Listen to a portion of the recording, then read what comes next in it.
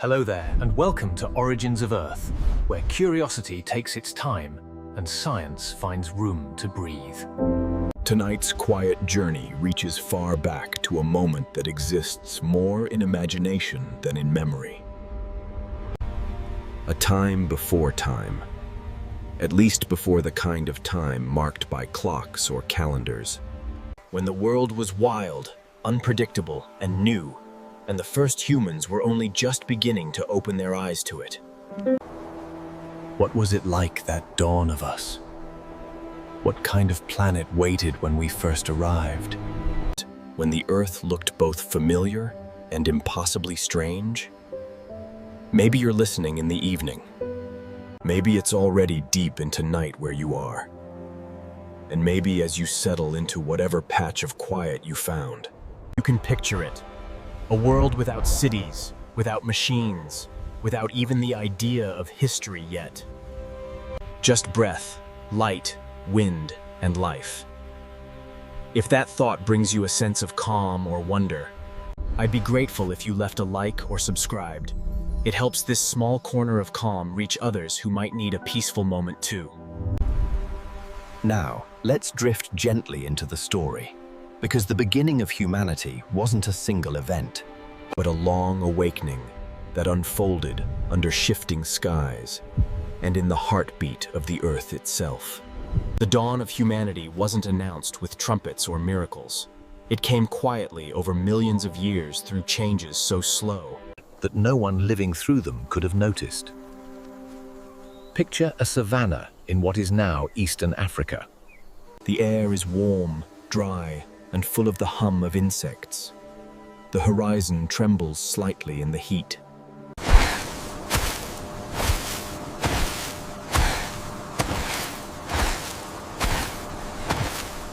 Upright, cautious, alert. This being doesn't have a name yet, not the kind we'd recognize.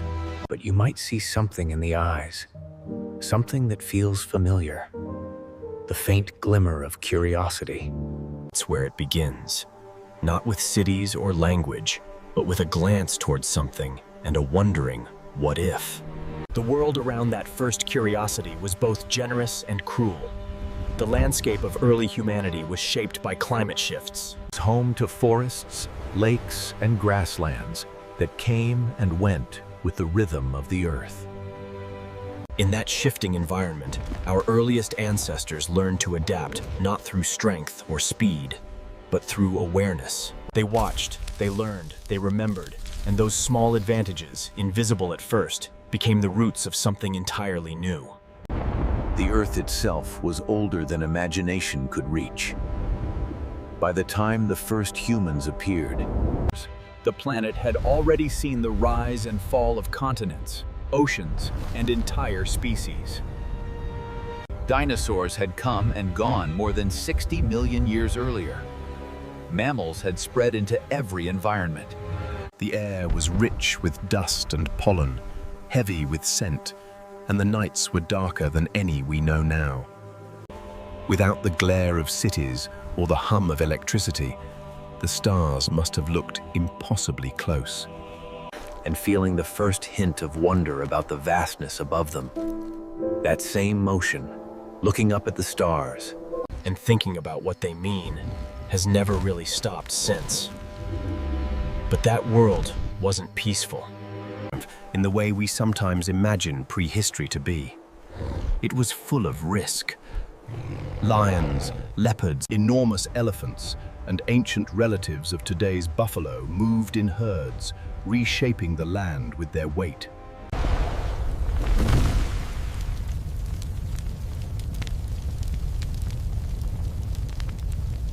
To survive here required constant attention, and that constant attention slowly built something like intelligence.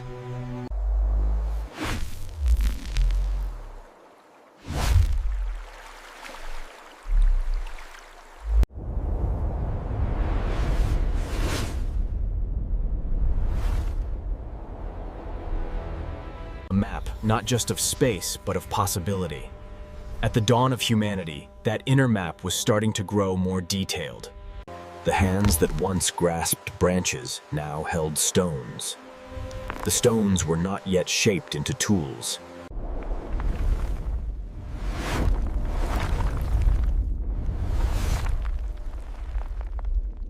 You can almost imagine an early ancestor sitting near a river, turning a stone over and over, feeling its edges, Noticing how one side fits the hand better than another.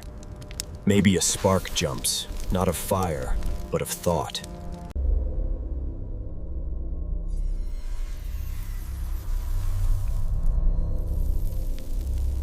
That moment, invisible in the fossil record, might be the truest beginning of us.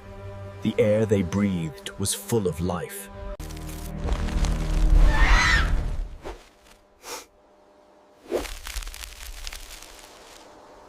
The rustle of grass could signal danger, or the promise of food. Smell guided them more than sight in many cases, and hearing connected them to one another long before language existed. The sound of another nearby. a rustle that wasn't the wind, a footstep that wasn't their own. These things mattered deeply. Out of that sensitivity, social bonds grew stronger. Group life became essential. Alone, a human ancestor was vulnerable. Together, they could watch, defend, and share. Community wasn't an invention, it was survival. In this early age, the days were long, and the nights longer still. Without artificial light, darkness brought stillness and fear, but also safety and closeness. Fires came later, but even before that, our ancestors must have huddled together for warmth. Listening to the distant sounds of predators. The experience of night then was different from ours. There was no escaping it, no glowing screens to soften it. Night was complete, absolute. And the sky was alive with light. The Milky Way arching across the heavens would have been brighter than any city skyline. To sit under it, hearing the steady breath of others, would have been to feel something that even now.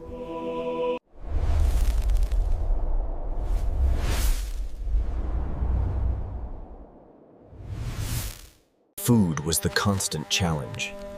The early humans were omnivores by necessity, eating what the land provided. Scavenging required bravery and timing to wait until the lions finished, but before the vultures arrived. To edge close enough to take a share without becoming prey yourself. Those instincts sharpen the mind. Observing patterns of animal behavior, learning how to use the landscape to hide or to hunt.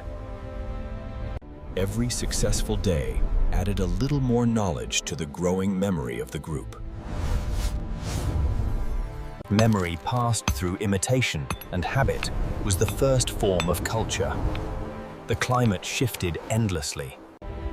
Ice ages came and went, changing rainfall, vegetation, and migration routes. In some regions, lush forests dried into open grasslands. In others, deserts bloomed after brief rains. These environmental swings were harsh, but they also encouraged movement. Populations split, wandered. Adapted to new foods, new challenges, new surroundings. Each change tested the ability to learn and to teach. The ones who could adjust survived, and over countless generations, that ability became part of who we are. Adaptability wasn't just a skill, it was an inheritance. Bones found in ancient riverbeds tell us that the first humans stood upright long before they looked anything like us. Walking on two legs freed the hands, and the hands began to evolve in response. Dexterity increased, grip improved, and along with it came new possibilities. to carry, to throw, to shape. The brain in turn began to grow to manage these new demands. Tool use required memory, foresight, and coordination. Communication grew more complex. Simple gestures, sounds, or looks began to carry layered meaning. Each act of cooperation, Each shared goal reinforced the bonds that made the group stronger. It's easy to forget that in those early days, Survival wasn't guaranteed. A single broken leg, a sudden storm, a failed hunt could end everything.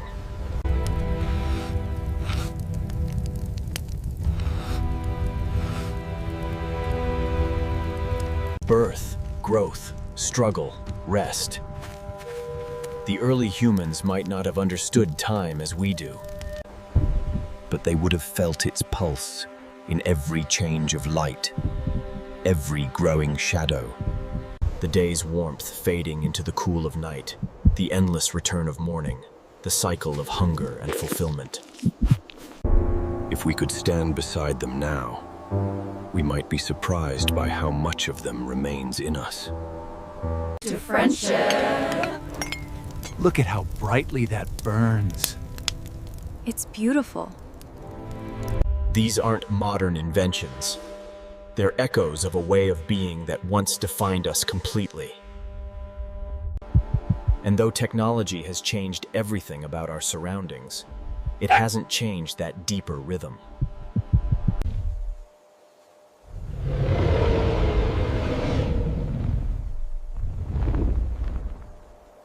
The first breath of us wasn't taken in comfort or ceremony. It was probably taken in fear or surprise or exhaustion. A newborn opening its lungs for the first time in the heat of the African sun, surrounded by sounds older than language. And yet that breath was shared across generations, unbroken. Every one of us carries a trace of that first breath, that ancient air. The molecules we breathe now are the same ones that passed through forests long gone, through lungs of creatures long extinct. The atmosphere itself is a kind of archive, holding the memory of everything that's ever lived. And that brings us to something important about the dawn of humanity.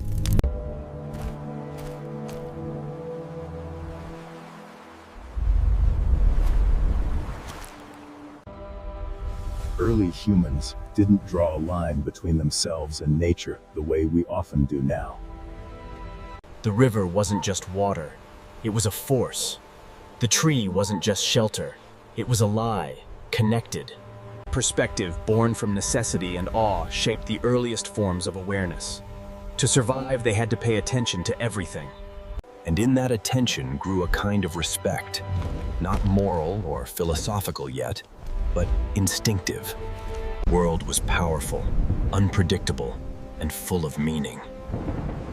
The dawn wasn't just physical.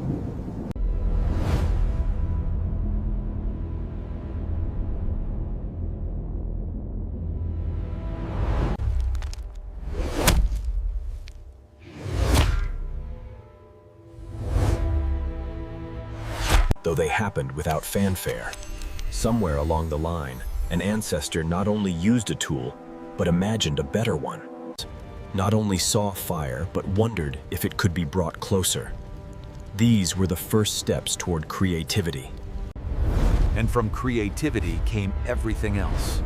Language, art, belief, civilization. At the dawn of humanity, none of those things existed yet. There were no words for beauty or for fear. There was only the raw experience of being alive in a world that was vast and immediate. But inside that experience, the seeds of everything to come were already growing.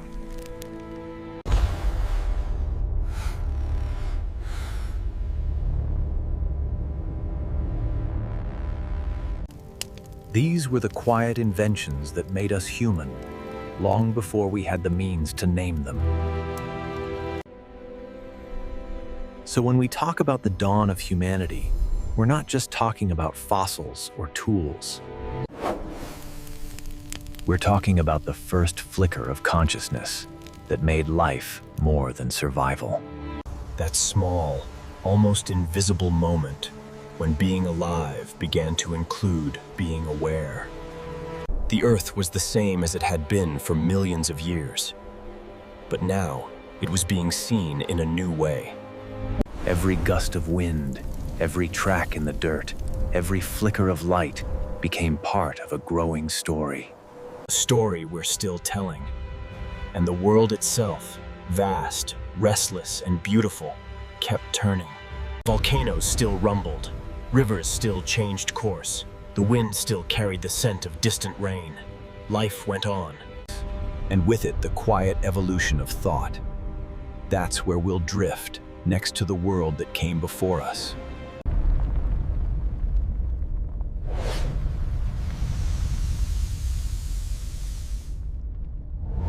Because to understand what we became, we first have to understand the earth we woke up to. Long before the first footprints pressed into soft earth, before the sound of speech, before even the thought of home existed, The planet itself was still learning what it meant to be stable. The world we know now, with its familial continents and recognizable shapes, was a restless construction project 4.5 billion years in the making. Mountains rose and fell like tides. Oceans appeared and vanished, and the air itself was a living experiment.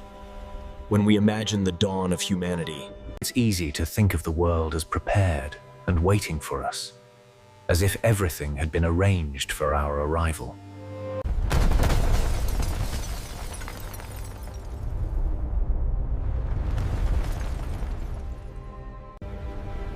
The continents had not always been where they are now. Africa, the cradle of humanity, was once melded to what would become South America, India, Antarctica, and Australia. For millions of years, they drifted together, like rafts on a molten sea. The slow grinding of tectonic plates measured in inches per year reshaped the face of the planet. Volcanoes erupted where the crust tore apart, spilling rivers of fire that cooled into rock.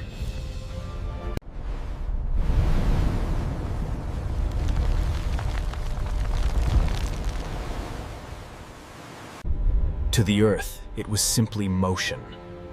The kind of motion that never stops.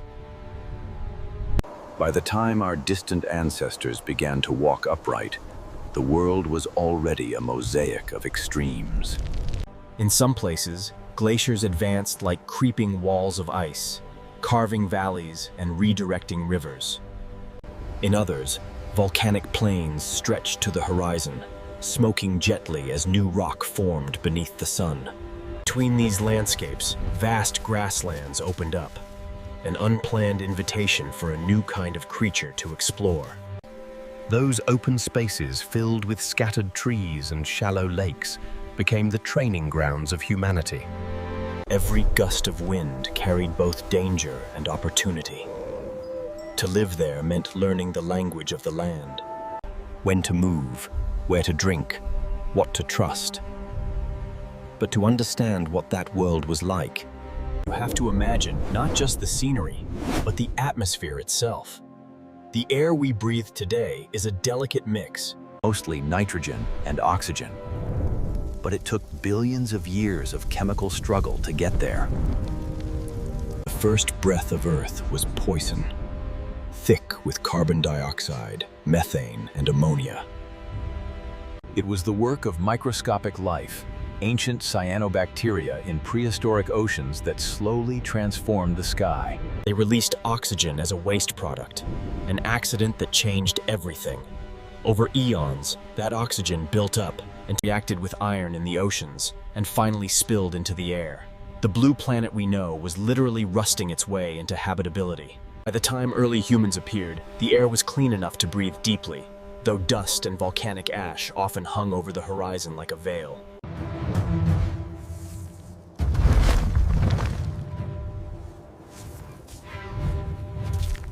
Then came the rains, brief but intense, carving new paths for rivers and filling shallow basins with life. This constant flux was not a backdrop to evolution. It was its driving force. Change created pressure. Pressure created possibility. In the long, slow contest between environment and adaptation, flexibility became the winning strategy. The creatures that could adjust their behavior survived, and one lineage in particular learned to do it better than any other. Before humans, there were many almost humans. The story of our origins is a web of branching paths. Each species a step in a long conversation between biology and environment. Australopithecus afarensis, known from the famous fossil nicknamed Lucy, Walked upright more than 3 million years ago. They lived in the open woodlands of East Africa, where the ground was dotted with acacia trees and the sky shimmered with heat. They were small, strong, and curious, already halfway between ape and human in both form and habit. They left behind no words, but their bones tell us they carried the world in their posture, upright, alert, scanning the horizon for both.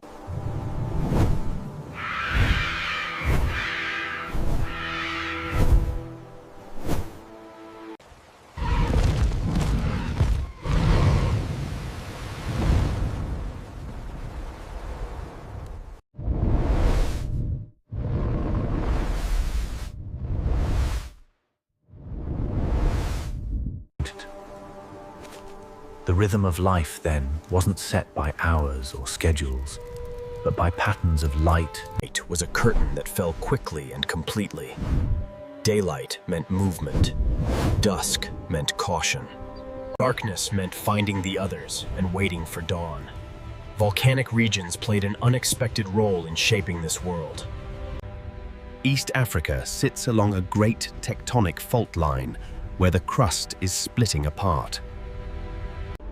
Over millions of years, this rifting created lakes and highlands that concentrated life in fertile pockets.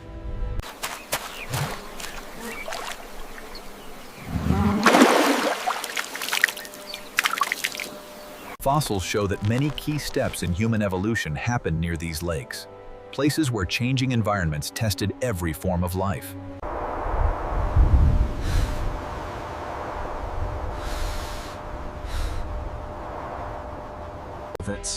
And it moved constantly. The skies were clearer then, the air untouched by smoke or pollution.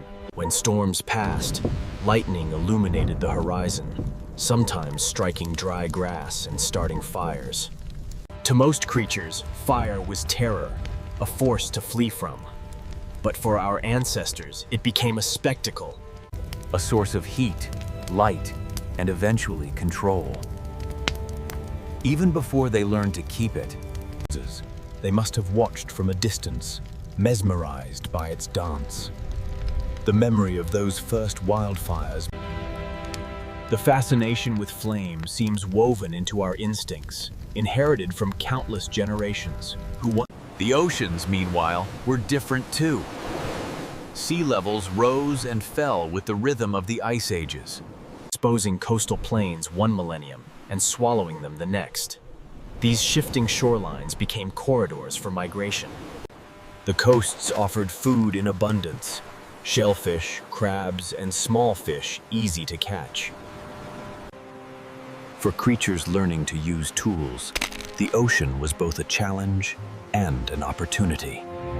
Smooth stones, bones, and shells could all become instruments. The connection between water and creativity may have roots there. The edges of continents where survival depended on observation and ingenuity. The plants that covered the earth were changing too.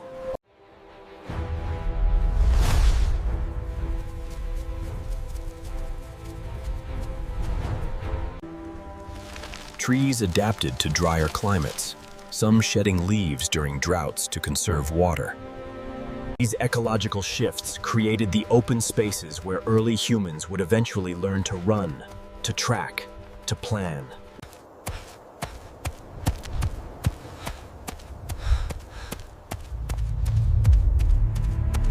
The long legs, narrow hips, and sweat glands that make us such efficient long-distance walkers were shaped by that environment.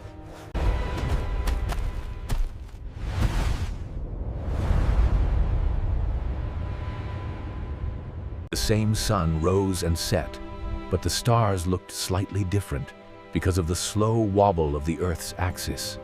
The moon was a little closer, its pull on the tides a little stronger. Nights were truly dark.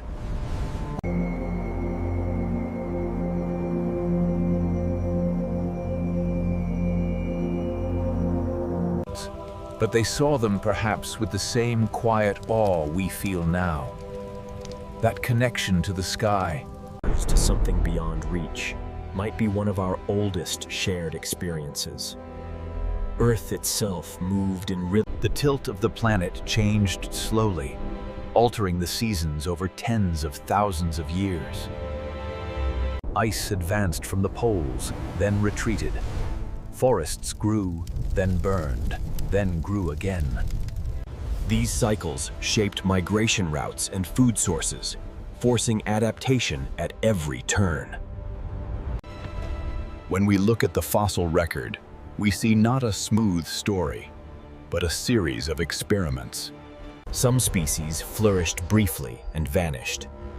Others lingered, evolving slowly into new forms. The line leading to humanity was just one of many. Survival depended less on strength than on flexibility.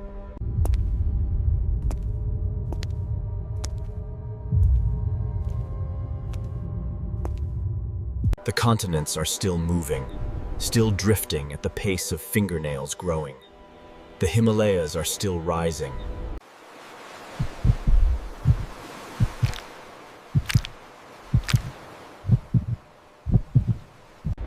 The world that gave rise to humanity was a landscape in motion, full of transformation and uncertainty. In a sense, the Earth we know now is just another version of that same restless experiment. When we speak of the dawn of humanity, we often picture one place, Africa, and one time. But in reality, there was no single moment or single location. The process unfolded across a vast region. Different groups of early humans lived in different environments, each shaped by its own challenges.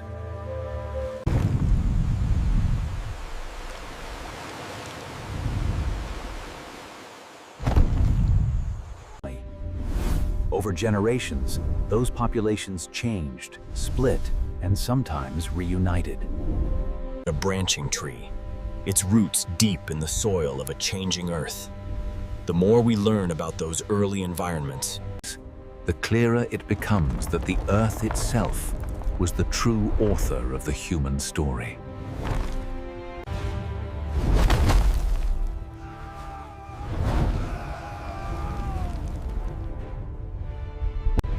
Every drought, flood, and eruption wrote a new line in the genetic script of our species.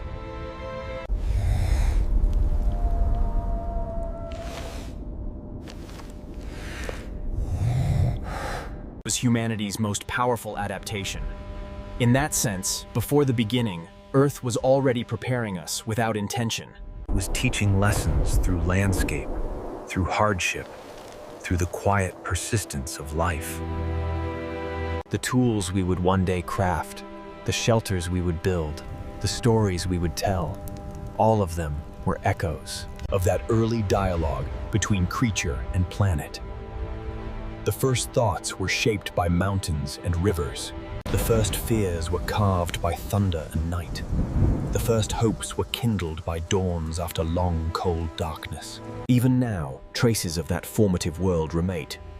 The Great Rift Valley still stretches like a scar across East Africa, its lakes and ridges holding the fossils of our ancestors.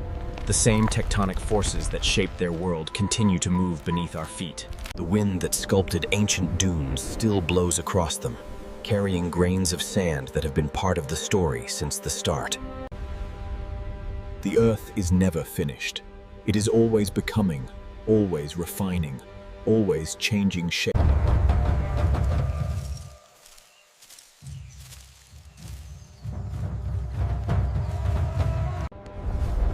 Our beginnings are not separate from the planet's story. They're a continuation of it. Every breath we take connects us back to those earth. Every skies.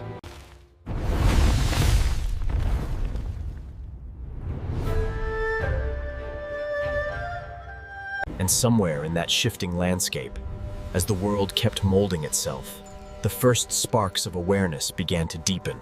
The creatures that would become us watched the land, learned its moods, and began to think in ways no other species had.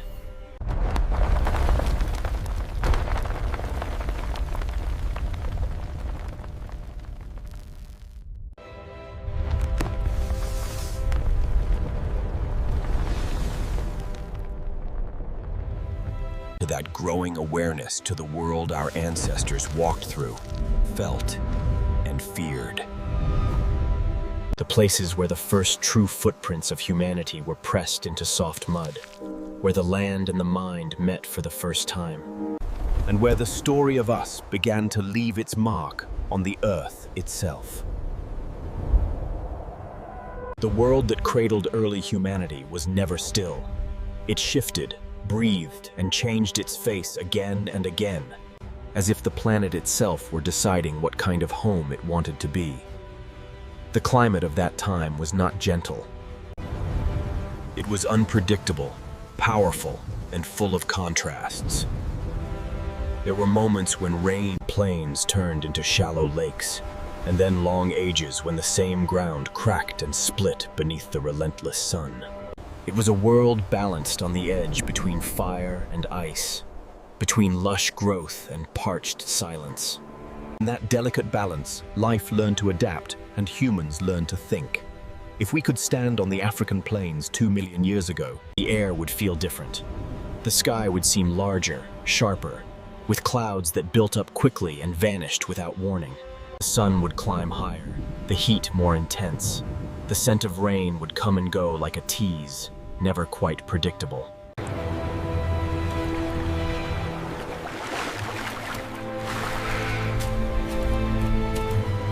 the rivers dried to dust and the air shimmered with heat. These swings were not the passing seasons we know today, but enormous climatic shifts that spanned generations. They shaped not only the landscape, but the rhythm of every living thing upon it. The ice ages that defined the later part of Earth's recent history were not single moments of endless winter. They were cycles, long pulses of cold and warmth, repeating over hundreds of thousands of years. Glaciers crept down from the poles, swallowing continents, then retreated again, leaving behind valleys and lakes. Each time the ice advanced, the climate across Africa shifted. Rainfall patterns changed, forests turned to grasslands, And forests again. Lakes expanded and vanished. Populations of animals moved with them, chasing water and vegetation. And behind them, following, watching, learning, came our ancestors. When the rains returned after long droughts, The transformation was instant. Seeds that had waited dormant for years burst into green. Herds of animals appeared almost overnight, drawn by the smell of wet earth. For early humans, these times meant abundance. food was everywhere. Plants to gather, small animals to hunt, carcasses left by larger predators.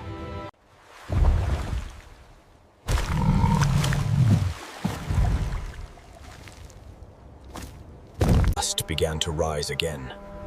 Those who learned to anticipate this cycle, to remember where the last pools would linger.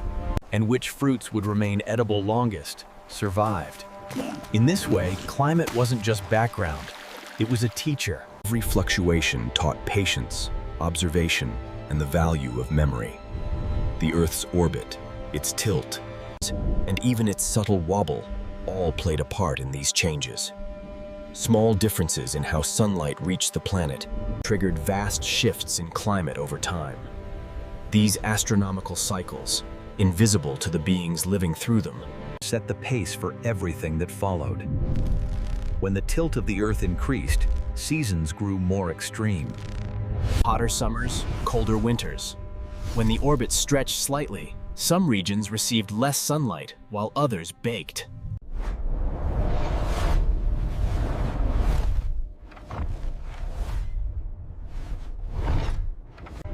And among them, humanity found its foothold. For the early hominins scattered across Africa, Climate change was not an abstract concept. It was immediate. It determined whether there would be water to drink, shade to rest under, food to find. When the environment turned harsh, groups had to move. Migration became a necessity. Over generations, this movement etched pathways across the continent. Routes that later humans would follow again and again. Each journey carried new challenges. Different landscapes meant new predators, unfamiliar plants, and strange weather. Look at that! We finally found it! It's beautiful! We are saved!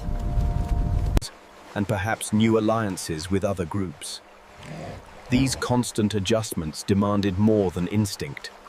It required planning, awareness, and cooperation. When drought set in, one mind alone could not find enough to survive. Groups had to work together to remember distant locations, to share food, to read the sky for signs of change. This cooperation, shaped by climate, became one of humanity's earliest strengths. The weather wasn't just something endured, it was something understood. Slowly, we began to predict, To adapt deliberately rather than reactively. The environment became both challenge and tutor, relentless and wise. During the cooler periods, Africa's mountains and highlands grew wetter, feeding long river systems that cut through the plains. These rivers became lifelines, drawing all living things toward them. Around their edges, trees and grasses grew thick, and the soil stayed moist even during dry seasons. The first stone tools we found, flakes and hand axes chipped from river pebbles, often appear in these areas. It's likely that early humans gathered there not only for resources, but because water offered stability. Where there was water, there was life, and where there was life, there was opportunity. Yet the same forces that gave life could also take it away. Volcanic eruptions darkened the sky, sometimes for years. Ash settled over the land, killing vegetation and cooling the air. Some researchers believe that one eruption around 74,000 years ago, Mount Toba, in modern Indonesia, may have reduced the global temperature by several degrees, triggering droughts and bottlenecking human populations. The survivors were few but resilient.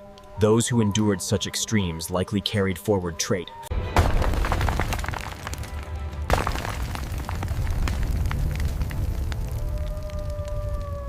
The sound of rain in that era was more than weather. It was hope. The smell of wet soil meant relief. Every creature responded to it, emerging from hiding to drink, feed, and move. When the first drops fell after months of dryness,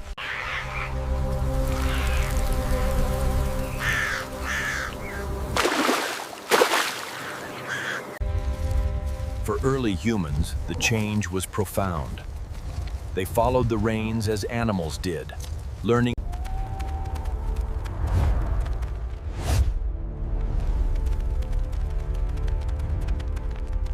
Long before maps or calendars, there was an inherited sense of when and where the Earth would offer its gifts.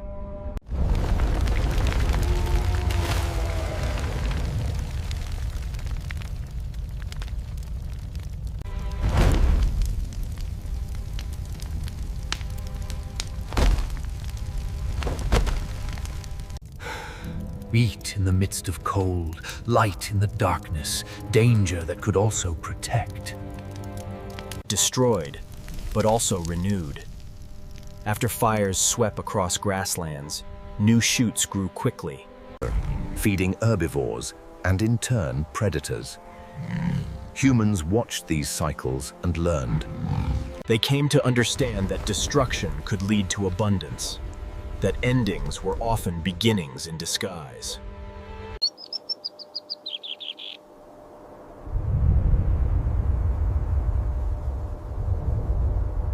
Silence became a warning. The absence of sound meant scarcity.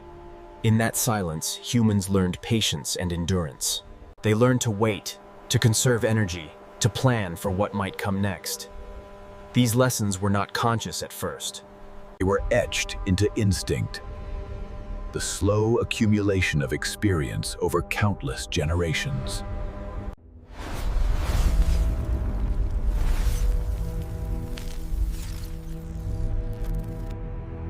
cold periods, though distant from the tropics where humans began, still influenced everything. The ice locked up water at the poles, lowering sea levels and exposing new land bridges between continents. These temporary passages allowed species to move, connecting ecosystems that had been separate.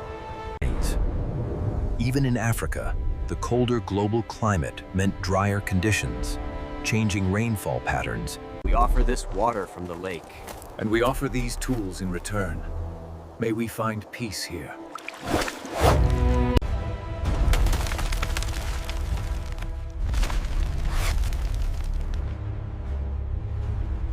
Periods of environmental stability allowed cultures and populations to flourish, only for sudden change to challenge them again. Genetic studies suggest that human numbers rose and fell dramatically across these millennia. We came close to extinction more than once. Each recovery left us slightly more adaptable, slightly more cooperative, Slightly more capable of understanding the world's patterns. Climate was a relentless teacher, one that rewarded flexibility and punished certainty. If the dawn of humanity had a sound, it might have been the mix of rain and wind.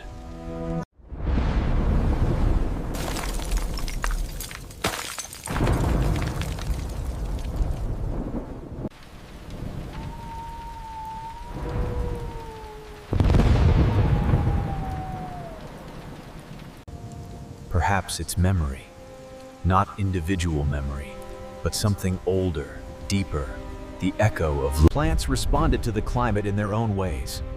During wetter phases, tropical forests spread north and south from the equator, providing food and shelter. During dry times, the forests shrank and grasslands took over. Each shift redefined the ecosystem. When forests retreated, animals that relied on trees had to adapt or vanish. For humans, this meant opportunity. Open ground made it easier to move, to see danger coming, to explore. Standing upright became more useful than ever.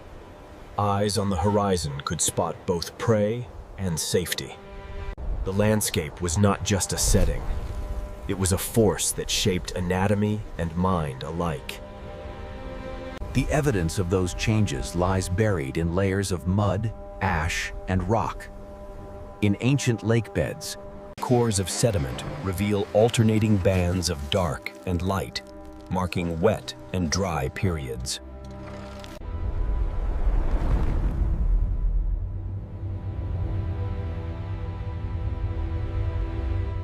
from these clues, scientists can reconstruct the rhythm of ancient climate. And what emerges is not a single story, but a pattern of constant fluctuation. The climate of beginnings was not stable or gentle. It was a world of cycles, each demanding a different kind of response. In that constant change, life found its resilience. The alternation of abundance and scarcity also encouraged innovation.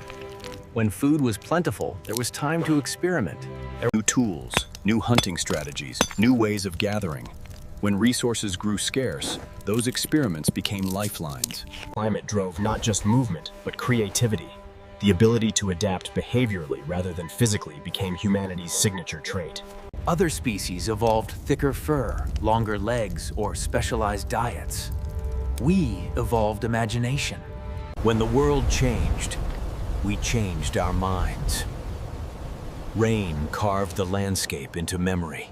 Rivers widened, split, and left behind fertile valleys that would one day host farms and cities. Floods deposited nutrient-rich soil that fed vegetation for decades. Droughts stripped it bare again. The earth was constantly erasing and rewriting itself. Each generation inherited a slightly different version of the same land.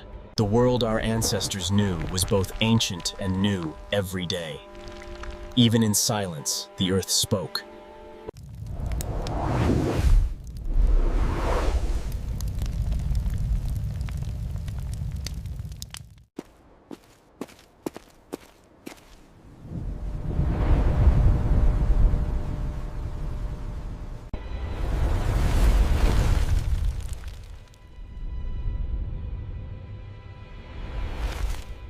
climate of beginnings is not just history. It's something we still carry inside us. Through all these vast changes, Ice advancing, forests burning, rains returning, the thread of life held fast. The earliest humans, though fragile, were part of a world constantly remade by temperature and wind. Their survival depended on attention to the smallest details. The way clouds gathered, the angle of the sun, the color of the horizon at dusk. Every decision was shaped by the mood of the earth. In that attention, in that listening, the first true awareness of nature was born. Its rhythm has always been the quiet background of human existence. Sometimes gentle, sometimes harsh, always patient.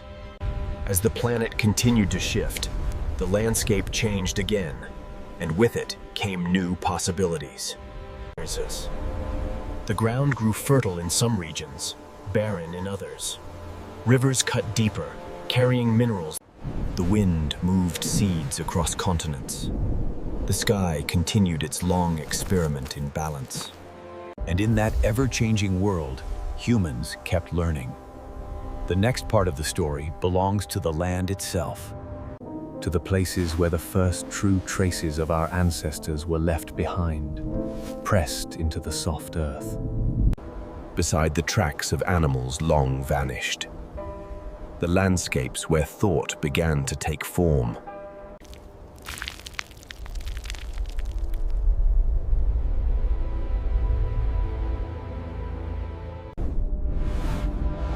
If we could go back and walk the earth as it was when the first humans began to leave their marks, the air would smell different, sharper, touched by dust and living earth. The horizon would stretch wider than our eyes could take in. And the quiet would be deeper than any silence we know now. It wasn't empty, though.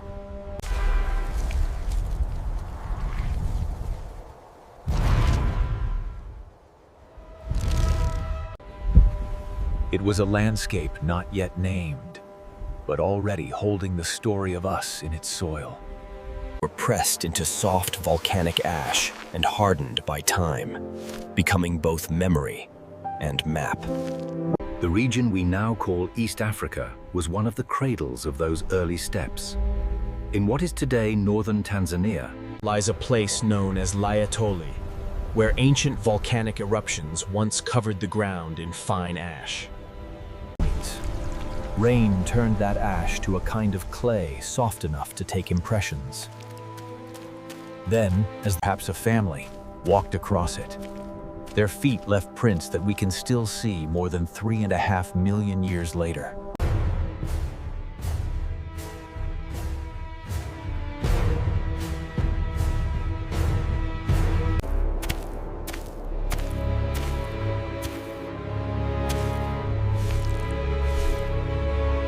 Placing each foot carefully into the safety of their marks. It is the earliest preserved trace of a moment we can imagine.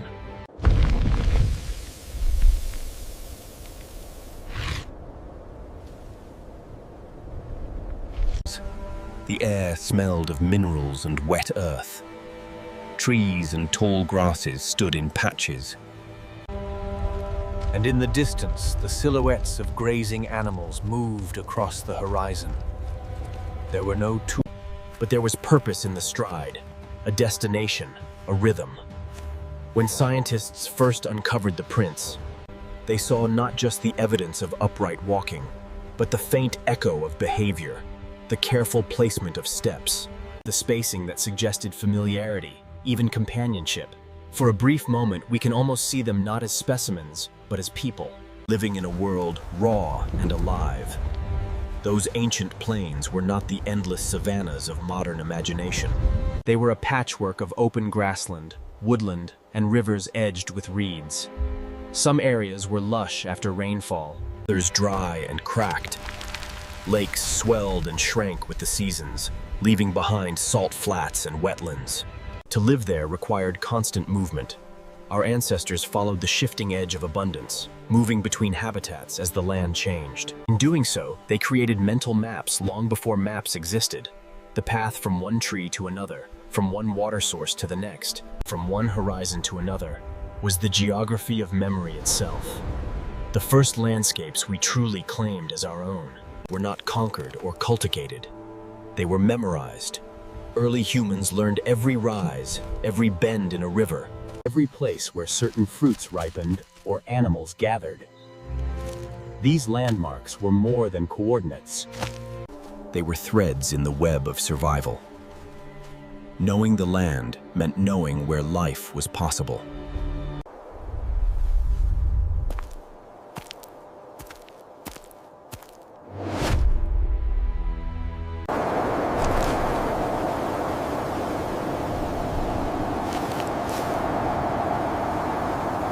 That ancient awareness still hums quietly within us. The Great Rift Valley stretched through this region like a deep scar, splitting the continent and exposing layers of the Earth's history. Volcanoes lined its edges. Lakes filled its basins.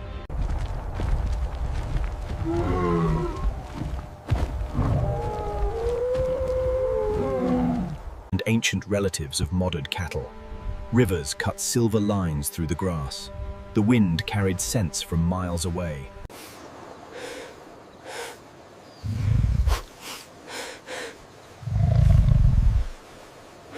Each shift in color or sound could mean opportunity or danger. In that world, predators were never far.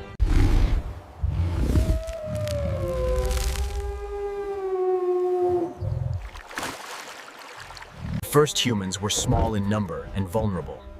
But the same open terrain that exposed them to threat also offered advantage. They could see far. They could plan. They learned to move in groups, to stay alert, to share vigilance.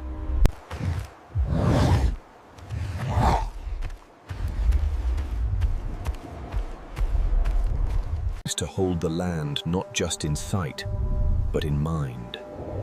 That ability to visualize the unseen Was a turning point in evolution. Many fossils of early human ancestors have been found in these regions. Bones turned to stone, lying where ancient riverbeds once flowed. The famous skeleton of Lucy, discovered in Ethiopia, belonged to a species that walked upright but still climbed trees with ease. Her kind, Australopithecus afarensis, lived between 3 and 4 million years ago. They stood little more than a meter tall, with faces still ape-like. bodies adapted for walking. They lived in groups, likely for protection and cooperation.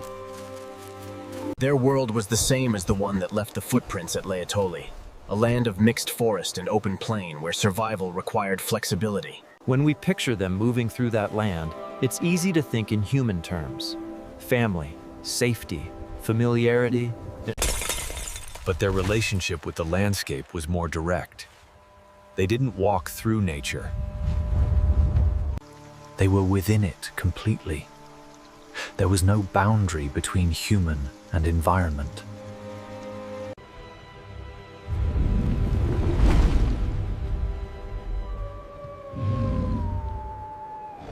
Each movement, each pause, each gaze across the horizon was part of a conversation with the world. Later, as climate continued to shift, new species appeared. Homo habilis.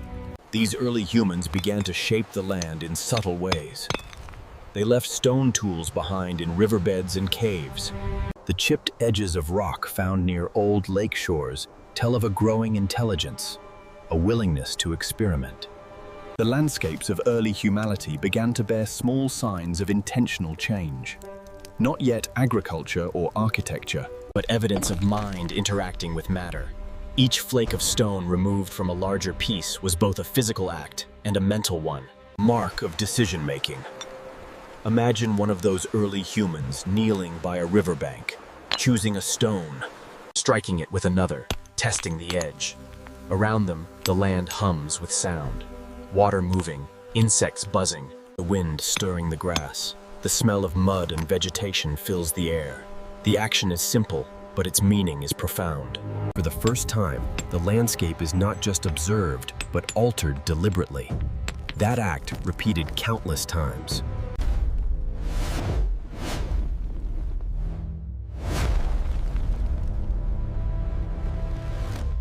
even if only by the smallest of gestures. Over time, the relationship deepened. Certain places became favored. Shaded rock overhangs, water holes, natural shelters. These became recurring points in the cycles of movement. The memory of such places would have been passed silently through generations. The path from one safe place to another became tradition. Embedded in instinct, the earth itself held these memories in its contours: eroded trails, worn stones, charred patches of ground. To later archaeologists, these traces would seem faint. To the people who made them, they were home.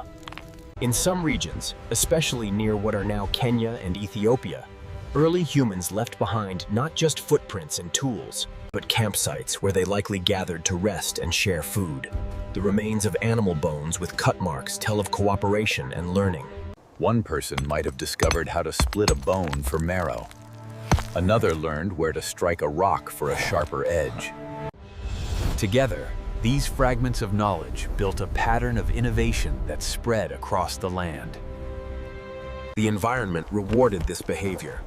Those who could read the land's signals, the direction of wind, the position of shade, The freshness of a trail passed those skills to others. The landscape was both classroom and record keeper. Even the colors of that world carried meaning. Red soils rich in iron, pale sands where nothing grew, dark volcanic rock that retained heat, all told stories to those who knew how to see them. The color of the earth beneath one's feet could warn of nearby water or signal a place where animals gathered. The connection between humans and soil was intimate. Walking barefoot, they would have felt subtle differences in texture and temperature. Every step was feedback. Every sound underfoot was information. As the millennia passed, the world's contours continued to shift. Lakes grew deeper, then vanished. In these cycles, entire generations lived and died. And yet the landscapes endured as repositories of memory. Each return to a familiar place brought recognition. The same bend in a river, the same sheltering rock.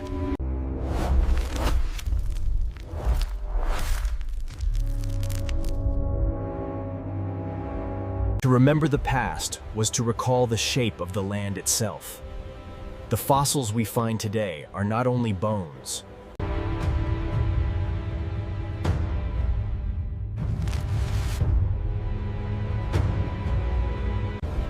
All of them speak of continuity. The land was never just a backdrop. It was a living archive preserved. Written by wind, water, and footsteps. Even the absence of something, an empty plain where a lake once was, became part of that record.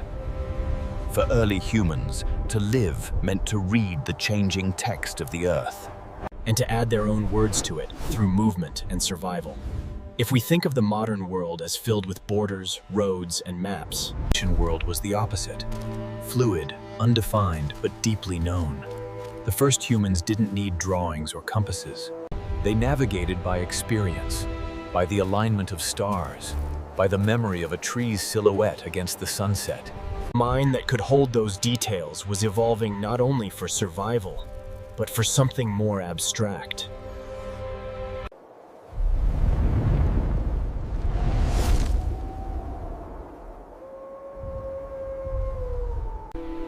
When we look at the preserved tracks at Laetoli, or at the scattered camps along ancient lake shores, We are seeing fragments of the first dialogue between humanity and the planet.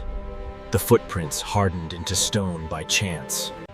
But they represent something larger, the beginning of history, not as written words, but as physical traces.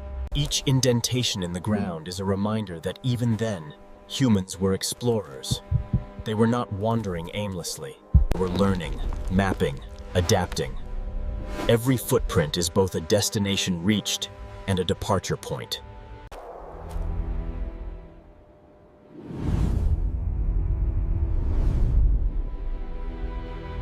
Each offered its own lessons.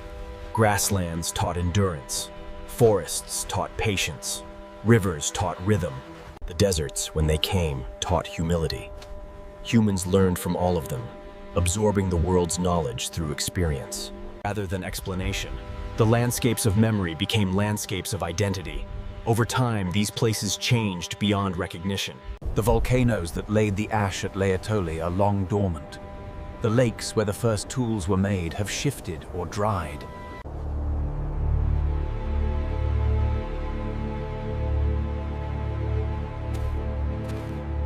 Our feeling of peace when looking at open land, all of it is inheritance. The first footprints may have hardened into stone, but their echo still moves through us whenever we walk, wherever we go. And as the earth continued its slow transformations, New creatures rose, old ones vanished, and the bond between humans and the land deepened. landscapes that once tested survival began to shape imagination. The next part of the story belongs to those other inhabitants. The creatures that shared those early worlds, whose presence defined the dangers and wonders our ancestors faced.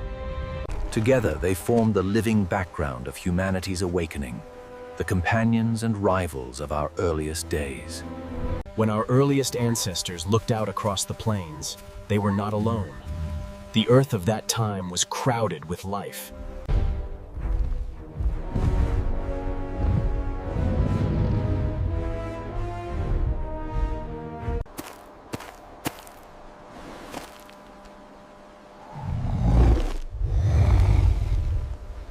Reminders that survival depended on attention, patience, and respect.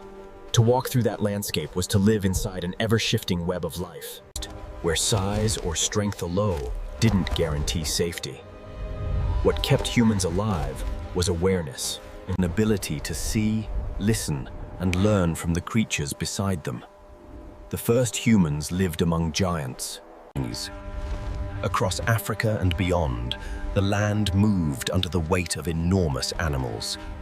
Elephants In grail herds, their tusks sweeping wide arcs as they fed on trees. There were towering relatives of reaching into the highest branches. Enormous buffalo, some nearly twice the size of modern cattle, thundered through the valleys. Even the birds were massive. The air belonged to vultures with wingspans that cast shadows across the ground. And flightless birds taller than a person stepped through the brush.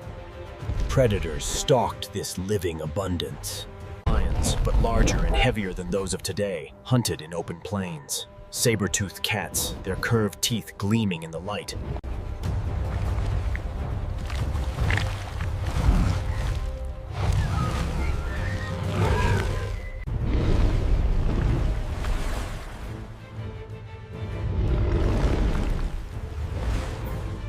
To exist in such a world required constant alertness. For early humans, every day was a negotiation between curiosity and caution.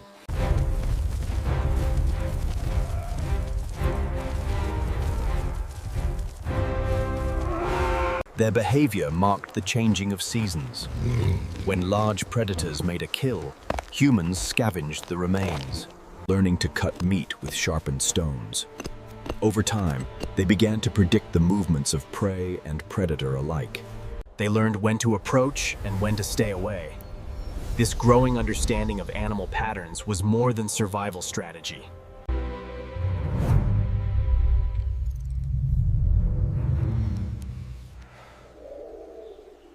At the edges of lakes and rivers, herds of hippos and antelope gathered, sharing space with early humans who came to drink or fish.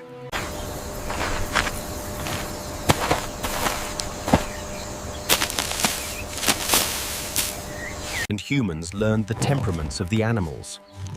Some were indifferent, some defensive, some aggressive. In time, this familiarity became recognition. Early humans didn't yet tame or herd these creatures.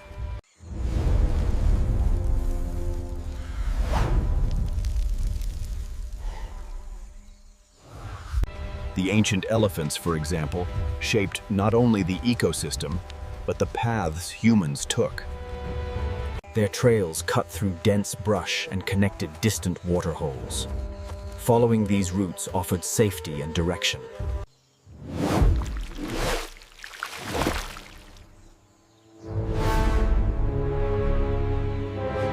To walk where elephants walked was to follow the rhythm of the land itself.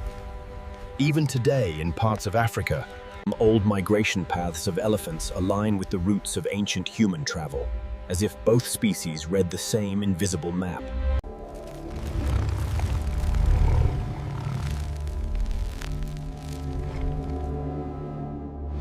The rustle of grass, the scent of something unseen, the way birds took flight.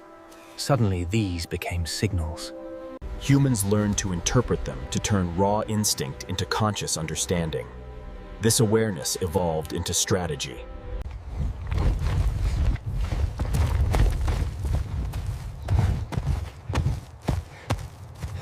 Or moved in groups to appear larger.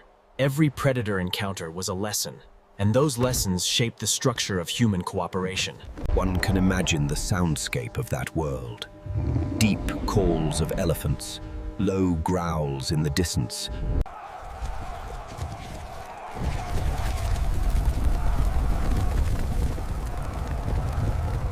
Insects, frogs, distant howls. For early humans, sound was survival. They listened for subtle differences.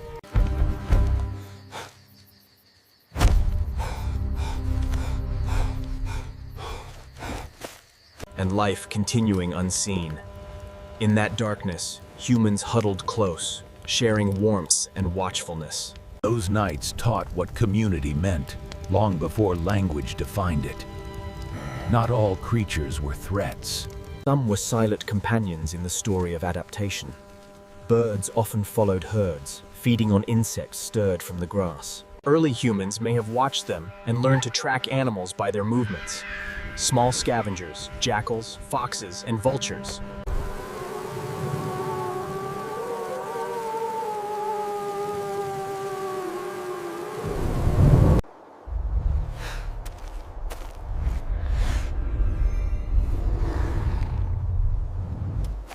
Among the creatures of that era, there were also species closely related to humans, cousins not yet extinct. Homo habilis, Homo erectus, and other early hominins shared parts of the same landscape, overlapping in time and place. They may have seen each other, even interacted, though we'll never know how. Some were smaller, some larger, some more specialized. These encounters must have been both familiar and unsettling. To meet another being that walked upright, used tools, and yet was not quite the same. The planet was not yet the domain of a single species. The relationship between humans and animals was not one of dominance, but of coexistence. They competed for food, sometimes benefited from each other's presence, and occasionally shared danger. The carcass of a large animal might draw both humans and predators.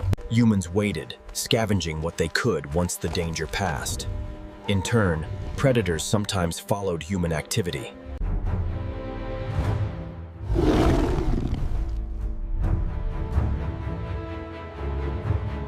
Roles changed with circumstance, with hunger, with luck. Over thousands of generations, humans began to understand animal behavior. In astonishing detail, they recognized migration cycles, mating calls, and tracks left in the soil.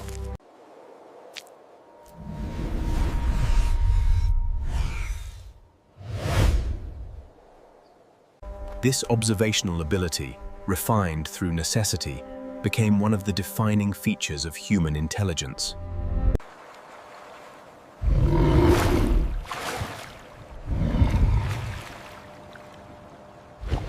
When the climate cooled, new species arrived. Mammoths and woolly rhinoceroses moved southward, grazing on tundra-like grasslands. Big cats adapted to cold pursued them. Humans followed the herds, learning to survive in colder regions. The skills honed in Africa, endurance, cooperation, tool-making, carried them into these new lands. Each new animal encountered brought new challenges and knowledge. The fur-covered giants that dominated Ice Age land. To hunt one required planning. To scavenge one demanded courage. Even after death, their bones became shelters. Their hides became warmth. Their presence. Long before domestication, long before herding or farming, there was understanding. Humans watched how animals moved.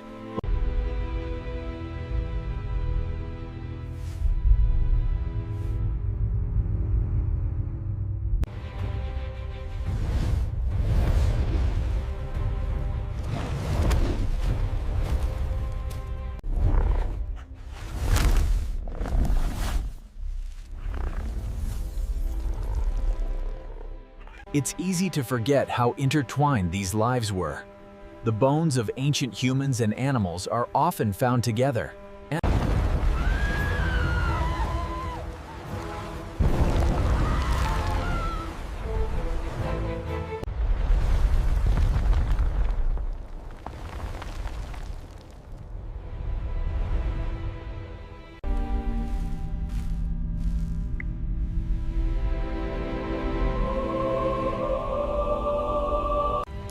There were moments of terror, of course. A lion's roar in the night, close and unfamiliar.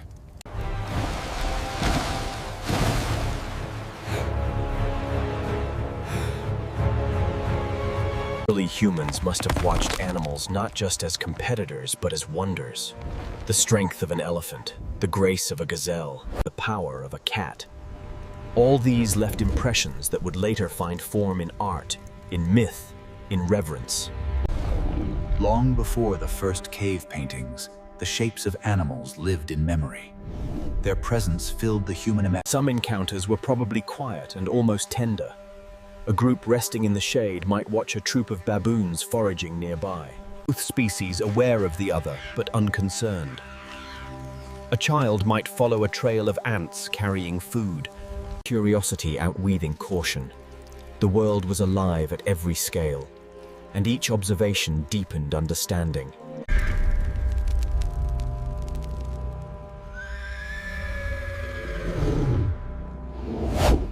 Even now, our fascination with animals carries traces of that ancient bond, a mix of awe, respect, and recognition.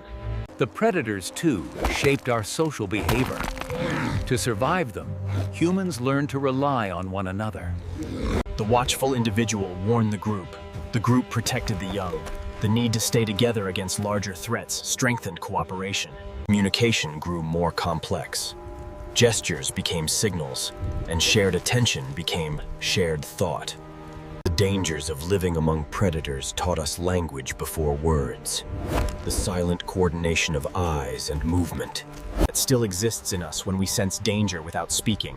The ecosystem of early humanity was balanced, not by harmony, but by tension.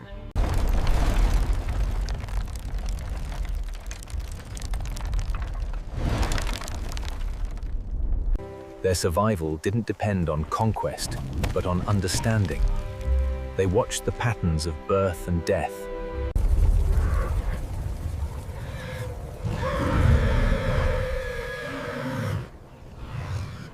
It was the beginning of something like awareness of nature itself. Even as humans spread beyond Africa, the creatures beside them changed. But the relationship remained. In Asia, they met massive tigers and ancient species of elephants. In Europe, they faced bears the size of small houses. In the islands of the Pacific, they encountered birds that could not fly, but stood taller than a person. Each encounter forced adaptation. The variety of animals across continents taught humans versatility. This path is treacherous, but it is the only way forward. We are ready for whatever lies ahead. Over time, humans began to alter the balance more deliberately. They burned small areas to drive game, Learned which plants attracted grazing herds, and used sound to mimic calls. These small manipulations marked the earliest steps toward control.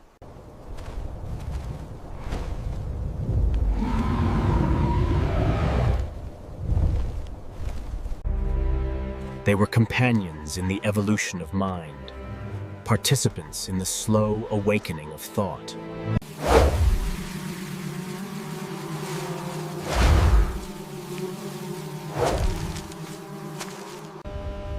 The air vibrated with the noise of existence. In such a place, solitude was rare.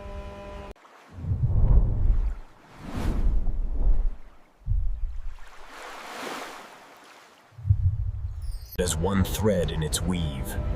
As generations passed, the creatures that had once filled the world began to disappear.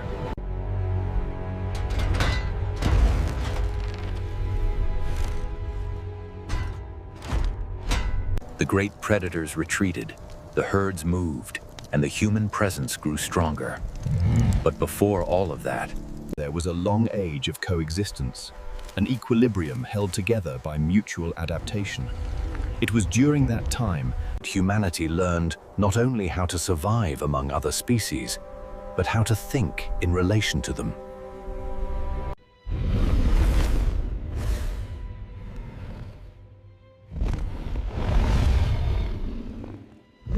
Our symbols and language all reach back to that shared world. The creatures beside us shaped the rhythms of our days and the structure of our thoughts. They were our rivals, our teachers, and in some ways, our first mirrors.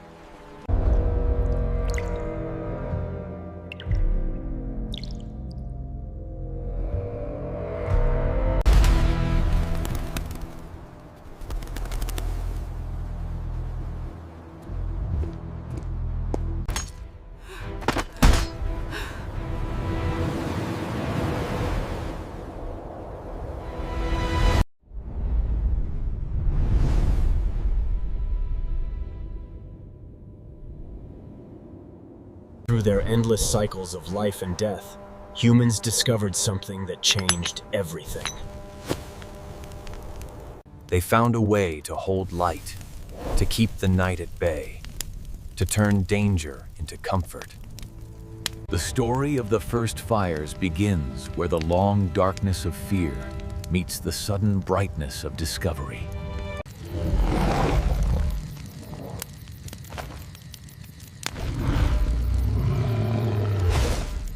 There was a time when night was absolute, when the setting of the sun marked the end of every task.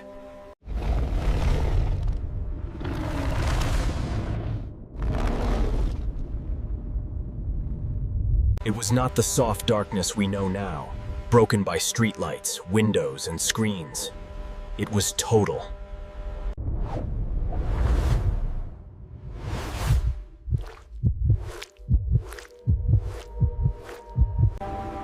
To live through such nights was to live by trust.